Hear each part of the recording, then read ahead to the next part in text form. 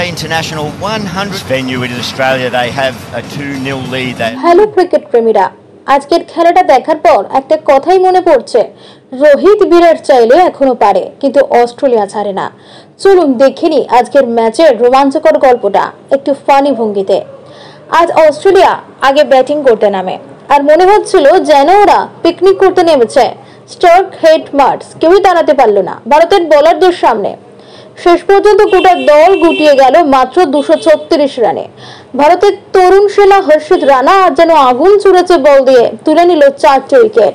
দেখে মনে হচ্ছিল বাবারে, নতুন হিরো পেয়ে গেল ভারত। তারপর আসে ভারতের ব্যাটিং। রোহিত শর্মা আর বিরাট কোহলি যখন নামলো, তখন মনে হচ্ছিল এই দুজন একসাথে মানেই সিনেমার হিরো আর ভাইরাল গান। রোহিত তো আজ একেবারে থামতেই চায়নি। 125 বলে 121 রান, চোখে পড়েছিল হেডম্যান মুড অন। আর পাশে বিরাট কোহলি 2 ম্যাচ খাতা বন্ধ রাখার পর আজ খুলে দিল ব্যাটের দরজা। 81 বলে 74 রান। এই দুজনের পার্টনারশিপটা ছিল এক কথায় অসাধারণ। অস্ট্রেলিয়ার ফিল্ডারদের অবস্থা তখন এমন, আমরা তো শুধু দাঁড়াই বল ধরতে পারি না। ভারত 1 উইকেটে হারিয়ে 237 রান তুলে নিল একেবারে আরামে। কিন্তু হায় যে সিরিজটা হাতছাড়া হয়ে গেল। অস্ট্রেলিয়া 3 ম্যাচের সিরিজটা 2-1 ব্যবধানে জিতে নিল।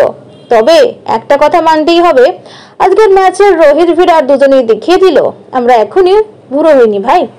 ভারতের আজকের এই জয় আসলে মনোবলের জয়, কিন্তু ভবিষ্যতে সিরিজ জিততে হলে দলটাকে আরো শক্ত করতে হবে।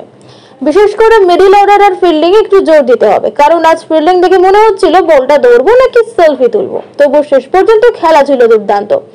রোহিত আর বিরাটের ইনিংস দেখে মনে হচ্ছিল ক্রিকেটের কিং আর হিটম্যান আবার ফর্মে ফিরেছেন। তাহলে বন্ধুরা, আজকের ম্যাচ নিয়ে আপনাদের মত কি?